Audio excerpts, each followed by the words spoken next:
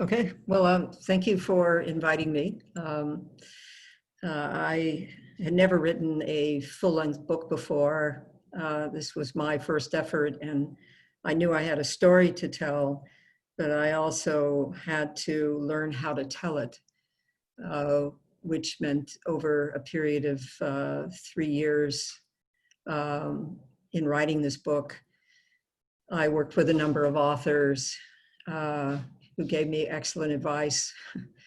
And I don't know how many drafts later, the book is a reality.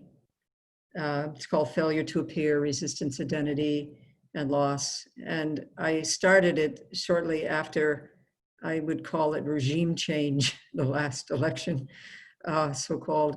Um, and I felt it was important for me to, in essence, come out again with a story that I had not talked about other than with closest friends, and to try to be really honest in telling it, a very personal story.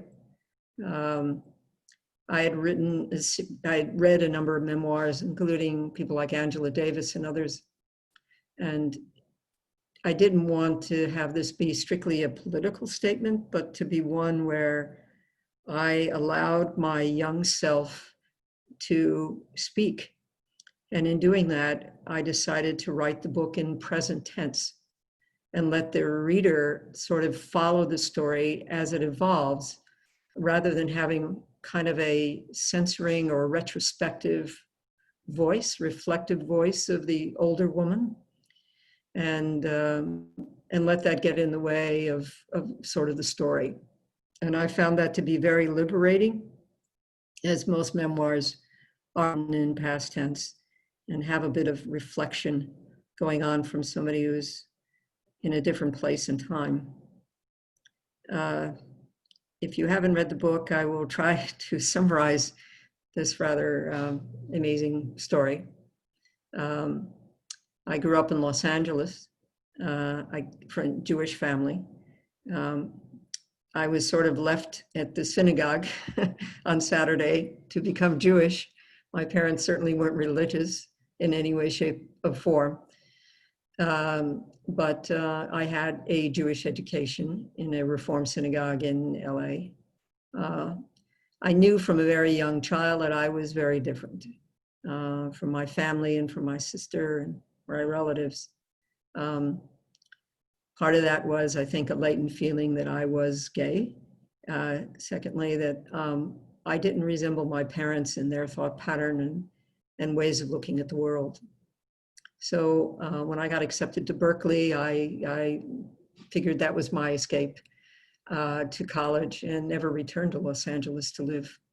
But in essence, in Berkeley, I not only came out as a gay woman, but I also began a life of activism involved with civil rights and the peace movement. To me, they're linked together, social justice and war issues. And I had a pivotal conversation with my father the summer between my sophomore and junior year, when I told him I wasn't coming home and going off with a woman that I'd fallen in love with, and I was continuing my activist life. And he basically pulled the financial rug out from under me, figuring that that would be enough for me to crawl back, but I did not. And I graduated Berkeley, and I went to Chicago to start working with the movement, it was called at the time. I guess we call it the resistance today, but the movement. And I started work with the American Friends Service Committee, which is a Quaker-based social action organization, and I did draft counseling. There was a compulsory military draft, and this military draft sent a lot of people who, guys who didn't have deferments like Trump because they had a rich father or they weren't in college. So you can well imagine that a lot of people who ended up in the army under the draft were poor minority men. Along about late 68, early 69, I met Father Phil Berrigan. And he had led an action to rather creative and nonviolent way of protesting the war by burning draft files in Catonsville, Maryland, with other Catholic priests, and I think there were about 7 or 8 people there. And he was traveling around talking about this action and seeing if such a thing could happen in Chicago. I went to a meeting where this was discussed, and I realized that my days of marching and holding a picket sign and all that, that wasn't enough. And that uniquely, this action was about linking racism and war. The target was the South Side of Chicago, a complex of draft boards. And I quickly realized that I wanted to participate in this, even though I was frightened down to my bones. And I was the only Jewish kid in this group. They were mainly Catholic people that had been associated with the Catholic workers, or priests and seminarians, a variety of people. But anyway, I was the Jewish kid. I ended up being a co-leader of this group. And we worked out an interesting plan of being able to take these draft files, and that we rented an office in the same building. And the Catholic priest and I organized an action that would take place one May night in 1969. The idea is that we would stay around to be arrested, that our action would have a name and a face. I think we burned maybe 40, 50,000 draft files in an age before computers, ledgers, cards, and records. And to this day, I hope that I will meet somebody of my age who did not go to Vietnam because of our action. As I said, we linked racism and war together by targeting this, following along really on what Muhammad Ali said when he refused induction, that why should he go all the way across an ocean to kill brown people when Black people in Louisville were treated like dogs, essentially, is what he said. So we were making that point. However, unlike the Catonsville action, we were hauled into federal court and not state court. And the world had totally changed from 1969 to 1970. The intervening things included the demonstrations at the Chicago National Convention of the Democratic Party, which ended up in incredible amount of violence, mostly in my view by the police. And I think it was a week or 10 days before our trial itself, peaceful protesters at Kent State were killed by the National Guard. It was in this atmosphere that this trial began. They were already hauled, the leaders of the demonstrations at the convention, on conspiracy charges in Chicago. We had a gag order slapped against us. We could not even talk to the jury about our motives. I decided to do something that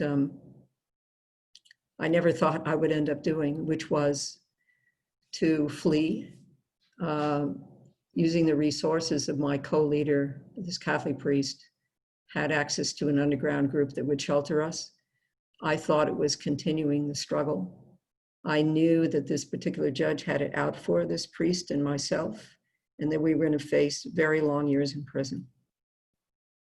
And I'd made a decision to flee. What happened later is the story of this book in a very, as I said, personal way.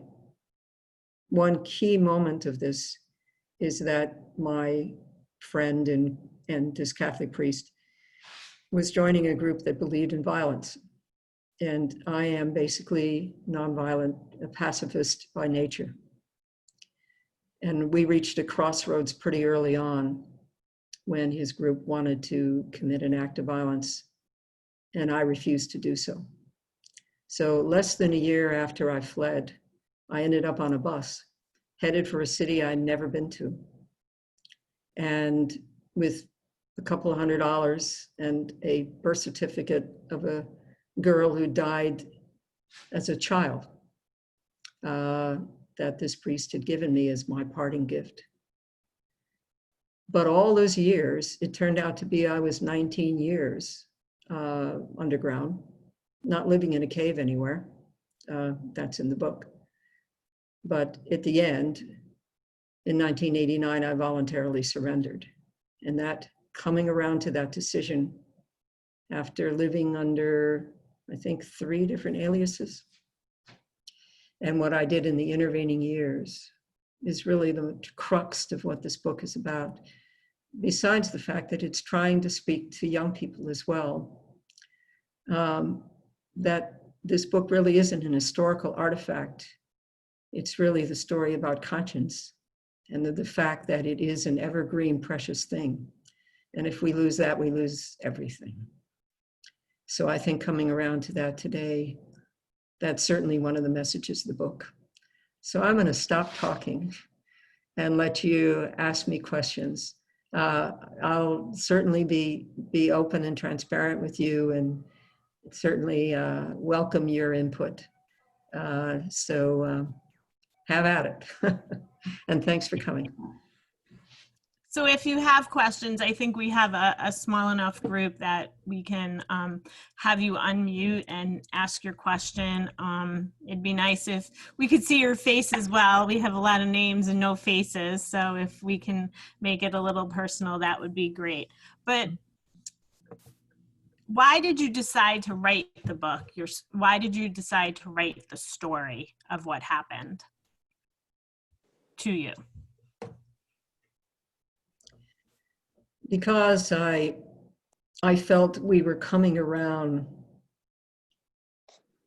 to a time in history that looked even worse than the Nixon years. I was very afraid for what was going on in this country.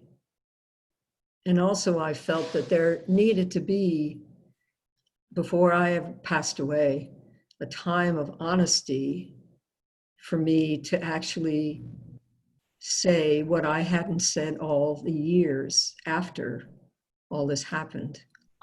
That I wanted to find a way to make this story relevant to people. Certainly my audience is very varied. Certainly to gay people, there's a statement here about being true to yourself, despite the consequences that might ensue. But also to young activists, to Jewish people. I mean, I'm asked a lot, what does my Jewish heritage have to do with this? And certainly be glad to address that. But certainly I wanted to speak to a multi-generational audience who may not know much about this era, that this story might link with what's happening to them and certainly link to the era we are in now. So I felt the great compulsion to do this. The problem was I'd never written a book before. You know, technical articles is not a book. And so the craft of writing was something that I had to be willing to learn how to do, like an artist learning how to draw. And I had to put in the time and effort to see if I could tell the story as best I know how. And as I said, the freedom of being able to speak of this in the present tense and let the reader go on this journey with me through these multiple aliases in cities and lives was very liberating. And that structure allowed me to have at the story, which, as I said, is not just a political story. It's very much me laying my own personal heart out there on the page, if you will. I noticed that even as you're talking about these things that happened 50 years ago, because you fled in 1970, so the year I was born, you're still so incredibly emotional. And do you find it difficult to talk about it? No, I don't, but I do get emotional talking about it because so many incredible things happened in this story. You know, I've been estranged with my parents and hadn't seen them for 20 years.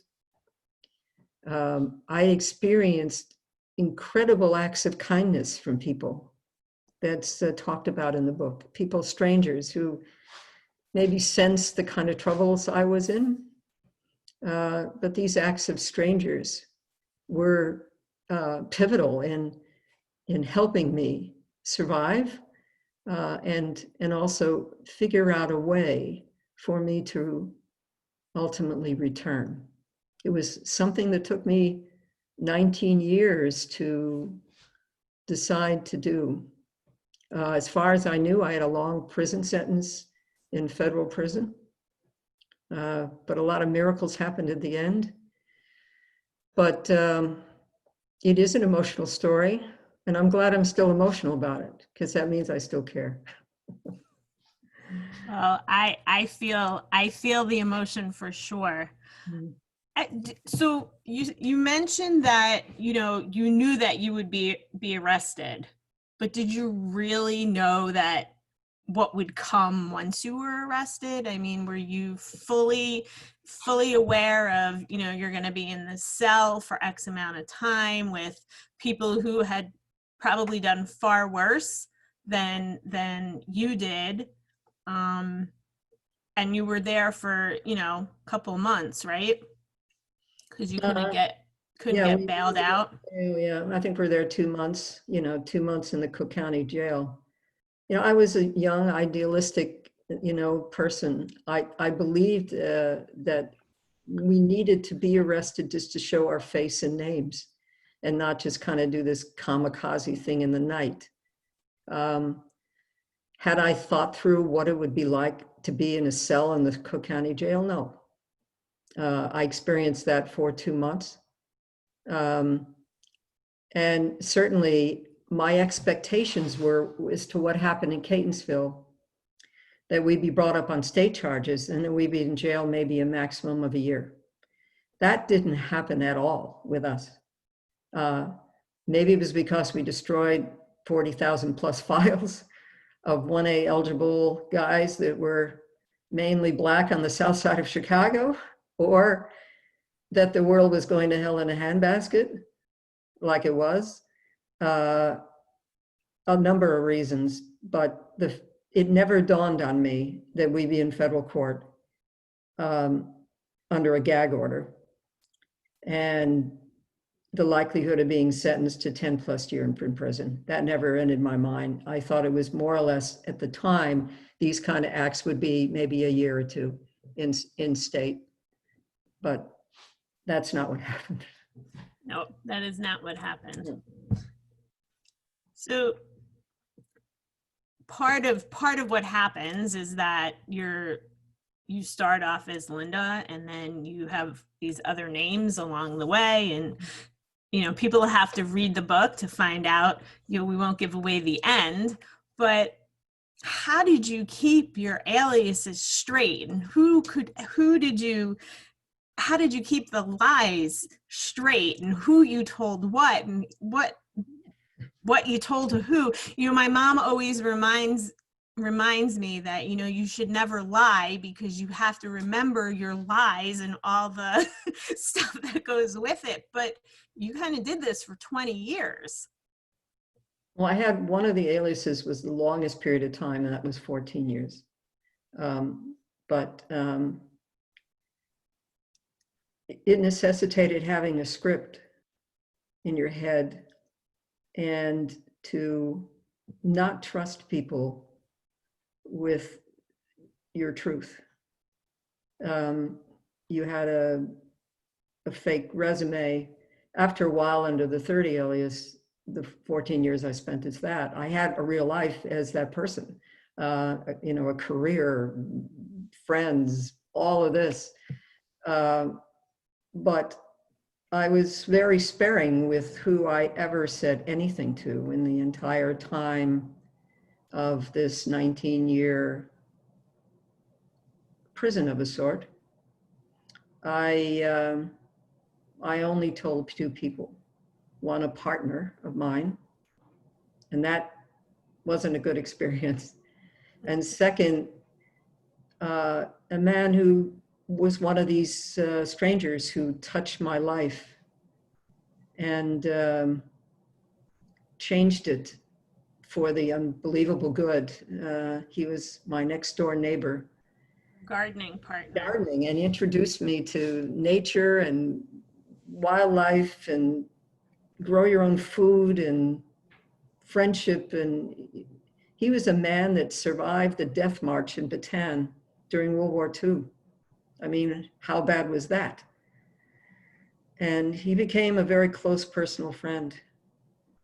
And he never knew anything, sensing all the time that there was tremendous turmoil under the surface.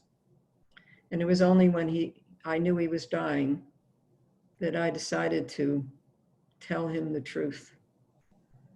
And that was but not your real name. Not my real name, but because helping a fugitive is a crime in and of itself. Correct. I was protecting him, but he knew the story.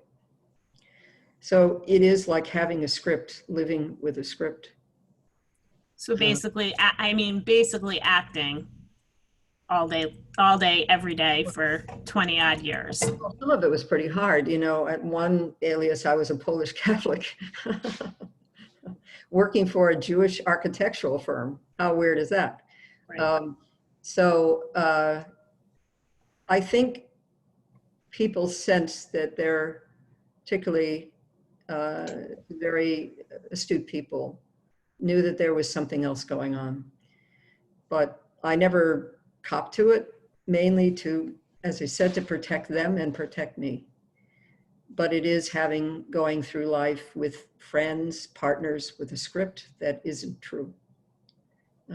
Where you went to school, how you grew up, your name, all of that. Yeah.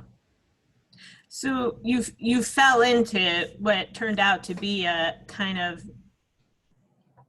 I don't know if it was lucrative, but really a job that supported you, took care of you, allowed you to live your life how you needed to live it.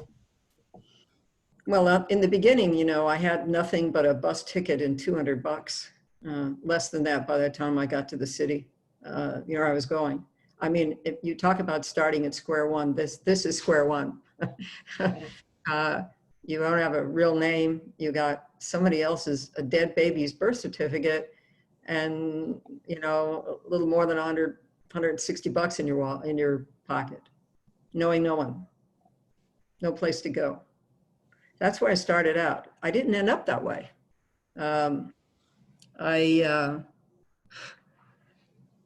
Particularly, as I said, under the third alias that I lived under 14 years, I had a full-fledged career. Mm-hmm.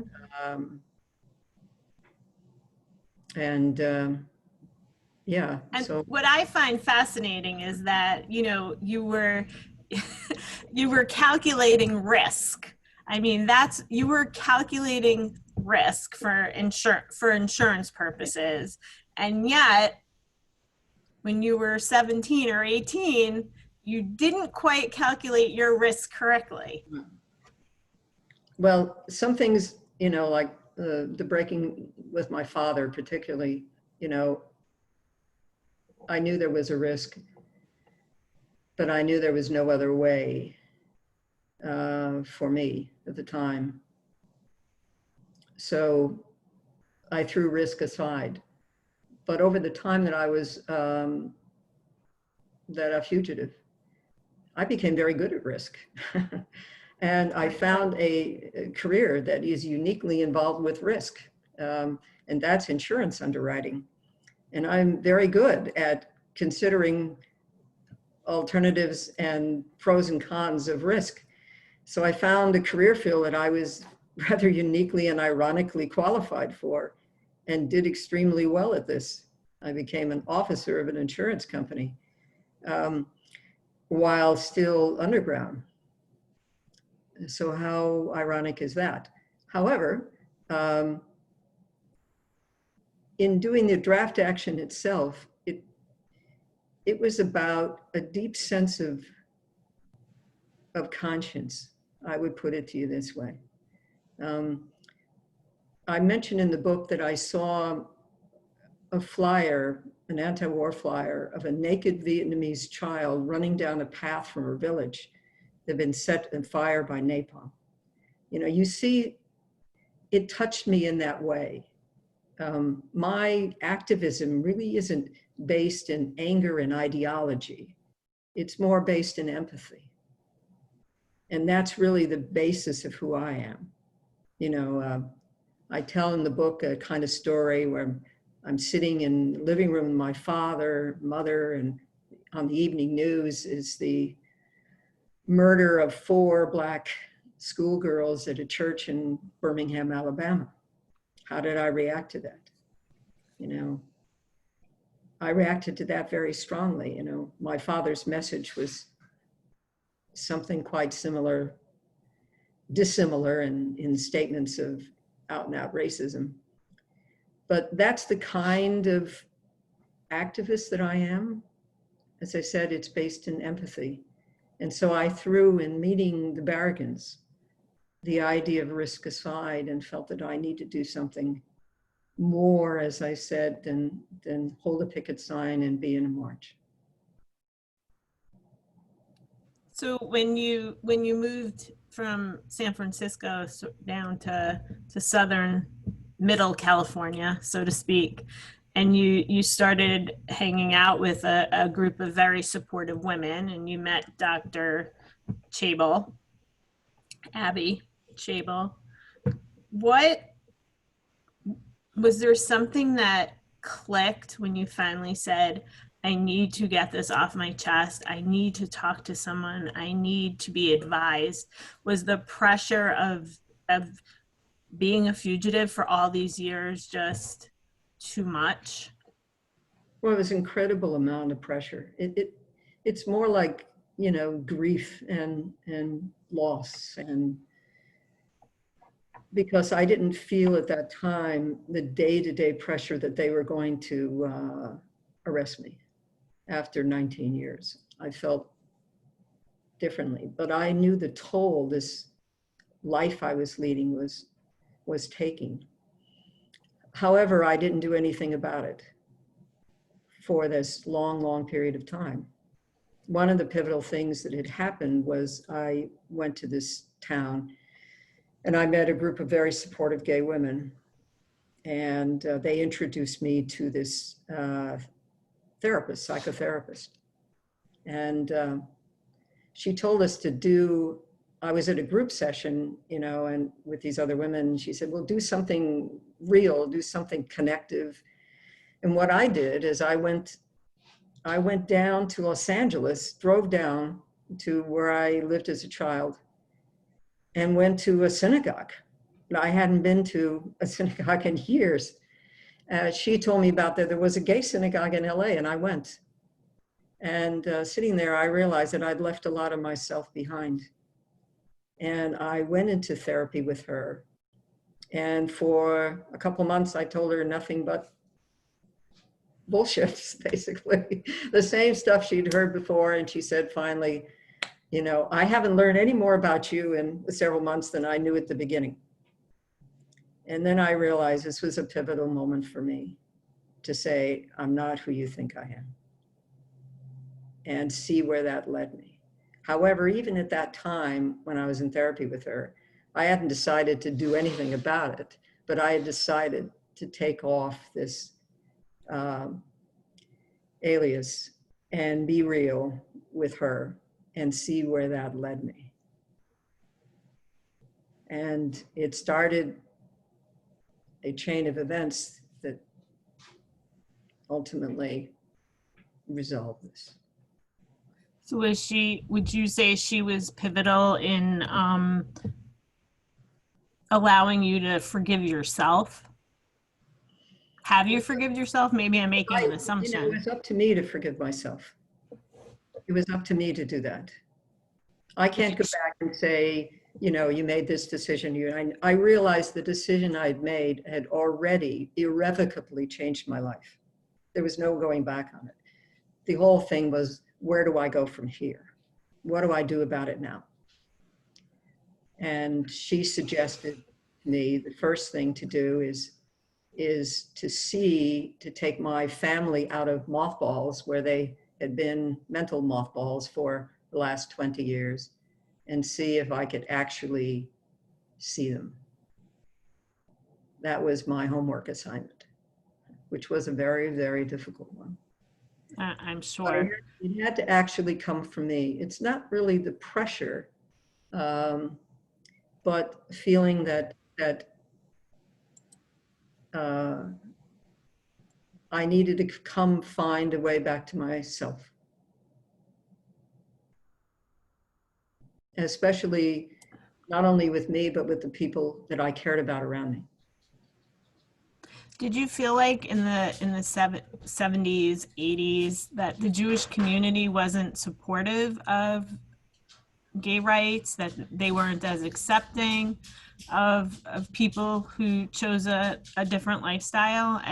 Things obviously in the Orthodox community are not going to change, but I think that reform communities and conservative communities presently are much more accepting. But you didn't have much of a Jewish background. I mean, your family didn't really do too much. Is that correct?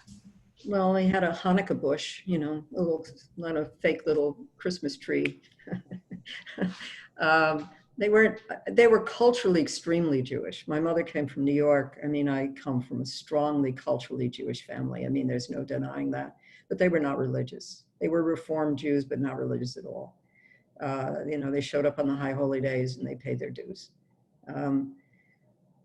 But obviously I had a Jewish education there.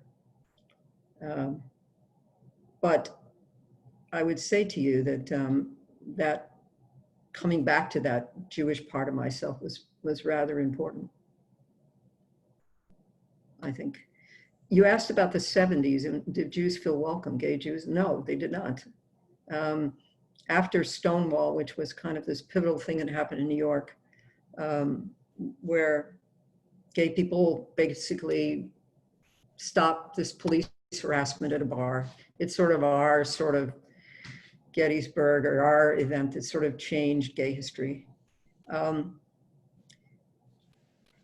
People who identified with a religious background set up their own separate places of worship, whether they were gay Catholics, whether they were gay Jews, etc. They didn't go into a straight congregation. They wanted their own space. And so that happened around the country, in big cities, of course, but there were a number of gay synagogues set up. They're affiliated with the Reform movement, I believe. But it felt like we needed our own space.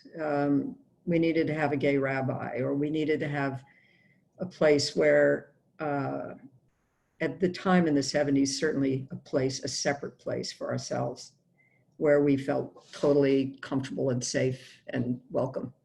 I wouldn't say that's the case today, although there definitely are gay synagogues, but that certainly was the case in the 70s.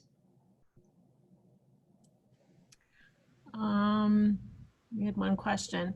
The Jewish community was basically anti-Vietnam. Did you feel that way, that the Jewish community was supporting what you were out fighting for? I don't think of the Jewish community in a monolithic way at all. I think it has as many tentacles as in various points of views, ranging from extremely conservative to extremely progressive. There is no secret that young Jews were in the forefront of the civil rights and peace movement. There is no question about this fact.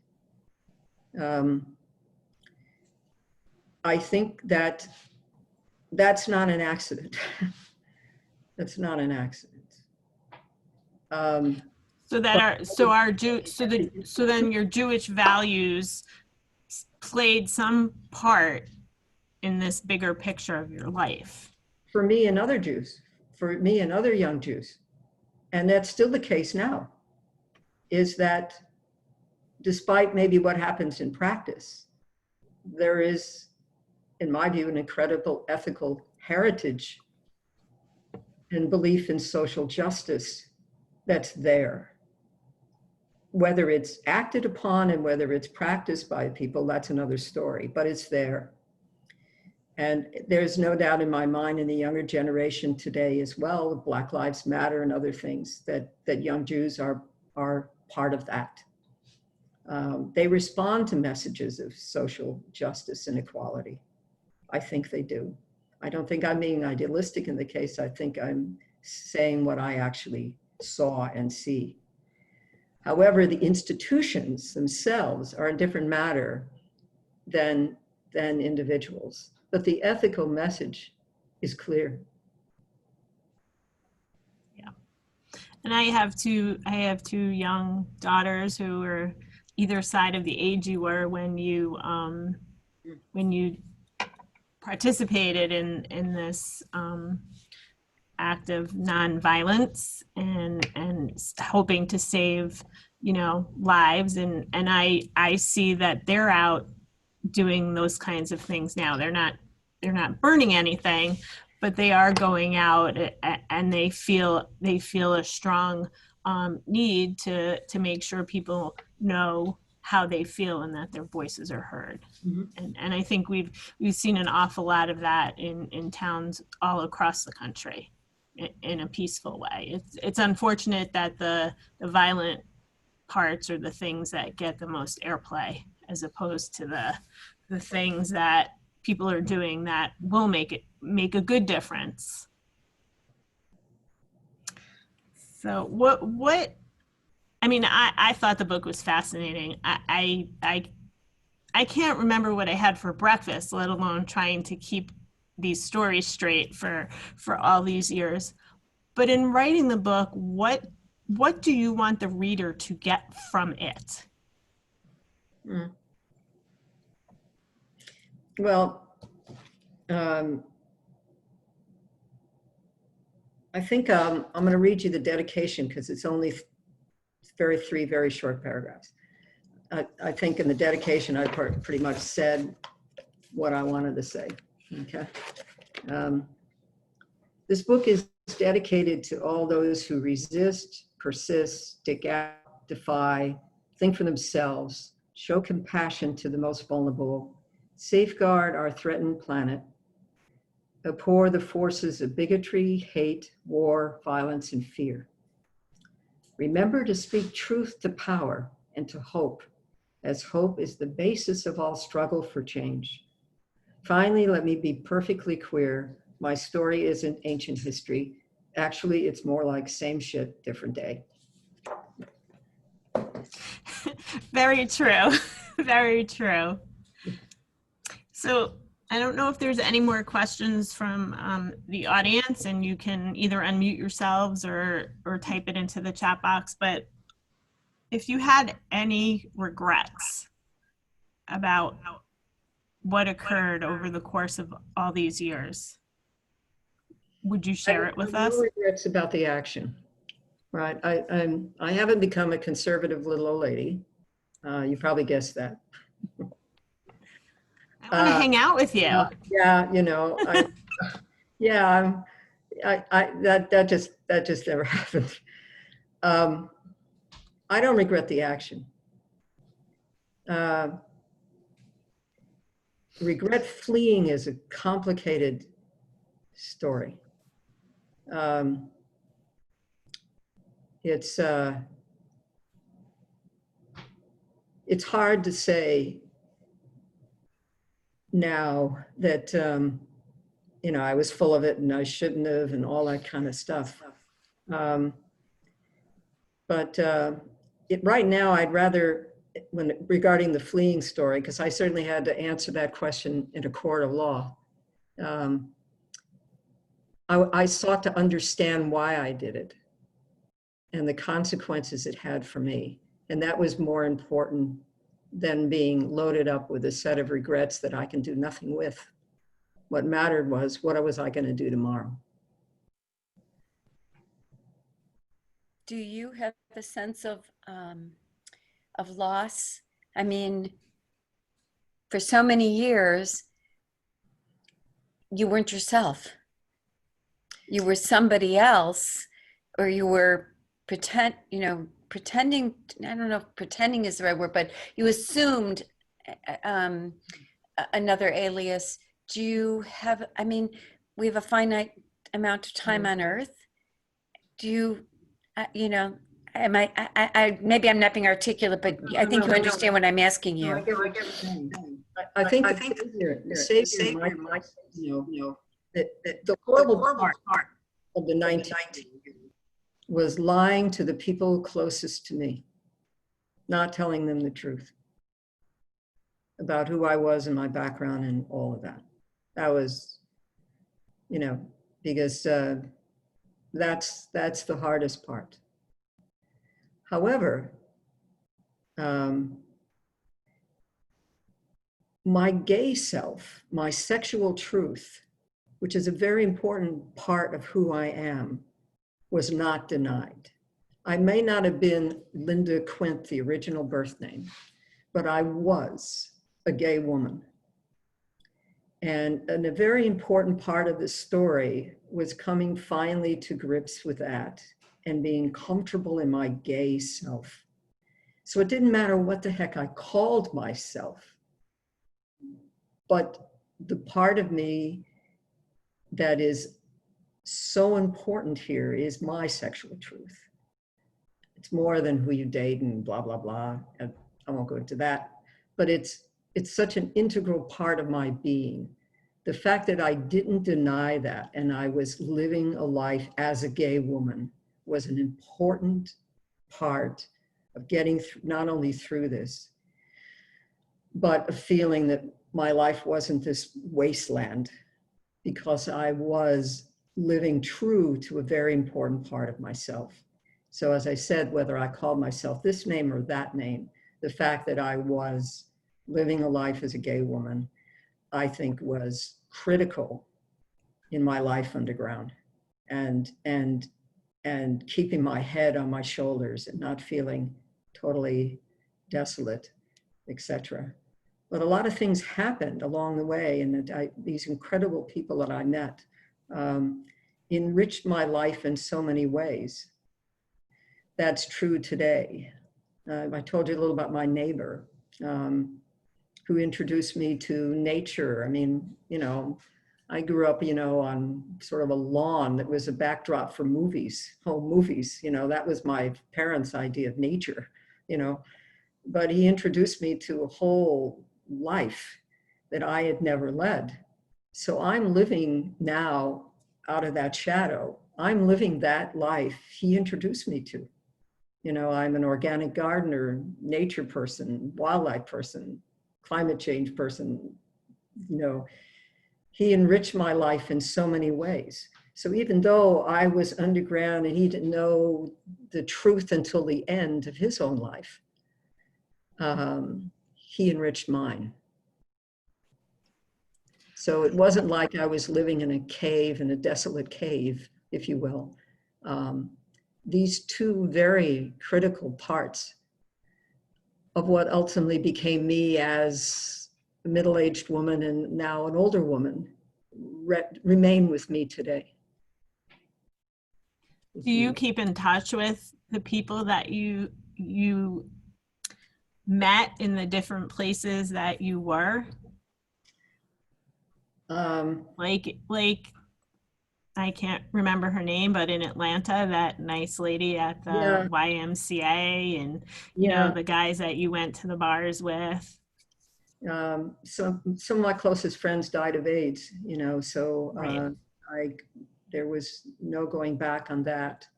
But I have just one incredible story to tell you about going back. When I actually published the book, a man contacted me from my past in Chicago when I was working for the Quakers. I actually was his draft counselor, and he was deciding whether or not he would go to Vietnam. He was a conscientious objector and was turned down, or flee or resist the draft and go to jail. After 50 years, he contacted me, this wonderful man. And we have resumed a relationship with each other after 50 years. I never knew that he decided to leave and go to Canada, leave the country. And ultimately, after a life of great turmoil on the run from the FBI in Canada, he ended up as a professor at a university in Canada. So I have through this book as well, come around to people that I had lost complete contact with, who've now come back into my life in this amazing way. It's amazing. It's Mm. absolutely amazing. Nikki, I see that you took yourself off of mute. Did you have a question? Nikki? No, no. Okay. Okay. I just wanted to make sure. Thank you. Yeah. Have at me, guys. You got about 15 minutes if you want to ask me anything. I'd be I glad. just, yeah, I just the whole story is just so incredibly fascinating. So do you have a relationship, or did you continue to have a relationship with your parents after you were acquitted, so to speak, and your Yeah. sister? Yeah, I'll have to take to each one in turn. My mother had emotional difficulties. I reconnected her. Her life was completely different. But we found a way to have a base of relationship, and I certainly took care of her to the end of her life. My father, although he stepped up to the plate at a critical moment, he never accepted for his entire life that I was gay, that I was not going to fall in line, that he never got over it. He never, it never was okay. It was never okay with my sister either.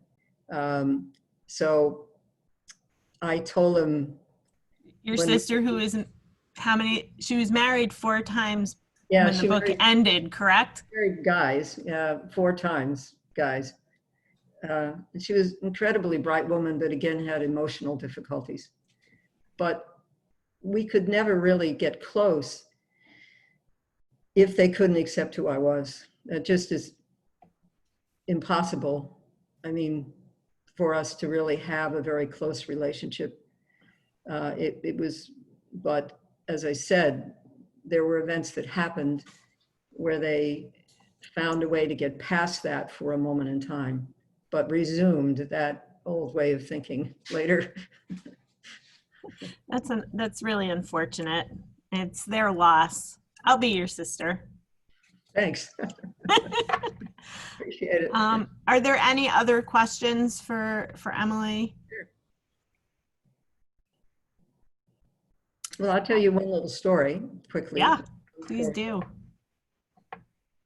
I think one amazing part of this was working for a Jewish architect in Atlanta. And he was a Holocaust survivor. My family, the ones that came to the States, obviously were okay, but the family of mine that stayed in Europe were not okay. And to pretend to be a Polish Catholic to a Holocaust survivor was certainly a challenge for me. And I'm glad that when all this was over, I had a chance to reconnect with him and tell him how sorry I was. And he said, I just, with your sense of humor, I really never bought onto that you were a Polish Catholic. I never knew exactly why that story never fit, but thank you for taking the trouble. I never would have figured it was this whole Meshuggah, the story you just told me, is that what it is? However, I'm glad you didn't rob a bank, and we can reflect and laugh about that period of time. But he certainly was a remarkable man, and that was certainly a hard alias to handle, And he asked me one time, "Do you want me to tell you the story of Hanukkah?" Right. Because we're planning to put a menorah out in the lobby. Is that okay with you? So I'm glad I've had an opportunity to go back and set that part of it to order and to make sure he knew that I knew all along the story he was telling me was very much similar to the story of my own family. And there hangs a picture in my house my great aunt, who was the only survivor in France. She was an artist model, and she hid in the Catholic hospital. And I think she would be very proud of me for going back and telling this man what it was, and that this image of me was finally corrected at last, which he thought, as I said, was some kind of Michigan thing that he wasn't sure why, but boy, could I type and write specifications and things. So he kind of overlooked his own sense that this really wasn't the real person he was talking to. So do you think that he really knew that you weren't a Polish Catholic person? Do you think he sensed that you were Jewish? I mean, sometimes you get, you can sense someone who's part of the tribe. Yeah. Yeah. But, we immediately hit it off, on a much deeper level. But as I said, I was an asset to his firm. So he's willing to kind of skid over that part. I had a social security number, it all looked pretty good. But he never figured on this complicated story. That never occurred to him. Not even a grain of sand of it. However, he was glad. I mean, he hired an openly gay man in the 70s, as his chief drafts person. And I obviously felt comfortable working there, but I'm glad, as I said, he sensed there was certainly a different story going on. I certainly don't sound like a Polish Catholic. What I find really interesting is that you were, even though you were not you, you were still able to draw people to the essence of who you are. And people were willing to go out on a limb and help you and support you with what you needed. And, they say, you reap what you sow. And in this case, your heart and your being is so kind that came back to you. And I'm sure that was a great help in getting through, all the time when you were what I assume is lonely, and then taking you back to, face the music, so to speak, and be able to move on with your life. Yeah, the real difficulty, and I finally, all this came to this flashing end of this life that I was leading, that people who knew me under the last alias for 14 years were dear friends of mine, because I wasn't living in a cave by myself. That's not the life I led at all. Pretty much to a person, they basically said, great story. But we know this person named Emily. I mean, this is the person we know. You can't go back. There was no way I could go back, quote unquote, to my original name. I had built a life for myself. And so I had to find a clever way of bringing this all back together. But it was really interesting, the reactions of my closest friends, and many of them just said, we can't start calling you something else. You're this person we know. So let's go from here. So I had to figure out a way to bringing all of this back together. So thus the complicated name on my book is the third alias, Emily Freeman, sandwiched in between as my original birth name, as my middle name. So that really helped bring me psychically, if you will, back together, is to find a way forward with that. Do you still participate at that synagogue? Do you do Jewish things, celebrate holidays? Yeah, I belong to a synagogue where I live now, up in Northern California. It's a very progressive, I would say, lefty congregation, Reform congregation. I feel very welcome there. It doesn't need to be a quote unquote a gay synagogue anymore. Those There is one in San Francisco, but I feel very comfortable there. And it's very, very active in a variety of social and political causes.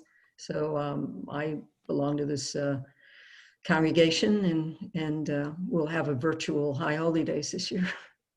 You and everybody else. Yes. My husband's kind of excited about not having to put on a tie. Yeah. I'm going to be honest. Yeah, the only thing is they have a lot of Sephardic tradition at this progressive synagogue, and I come from an Ashkenazi family, and and all this tambourine stuff and all that is really new for me. This influence of a culture that I wasn't part of. So I've learned a lot about Sephardic Judaism by being a member of this congregation. They have a much easier Passover than we Ashkenaz do. So Melodies, their rice and their beans. basic, yeah, the basic songs, everything is, I had a lot of fun. Emily, I can't thank you enough. I hope everybody else enjoyed as much as I did. And if you have not read the book, please, please, please get the book and read it. You will not be sorry. I'm really grateful. Eileen is my supervisor, so we work on these programs together. And I tell her how grateful I am that, we've really been able to make this being at home and this pandemic thing work for our department. And we get to meet all these great people from all over the world and learn their stories. And it just enriches my life beyond measure. So I really want to thank you for sharing your story, for writing this book, for letting me ask you all these questions. It's been wonderful. I really enjoyed doing this. Yeah, this was fantastic. So thank you so much. Everyone, please stay safe, be well. Check out our website, jccchicago.org. We've got many more book discussions coming up with authors, a few more Frank Lloyd Wright visits to his homes around the country, and there'll be lots more film coming up soon with a film festival late in the fall. So again, thank you everyone. Have a good night. Emily, appreciate it greatly. You're amazing. Thank you. Thank you so much. Bye-bye.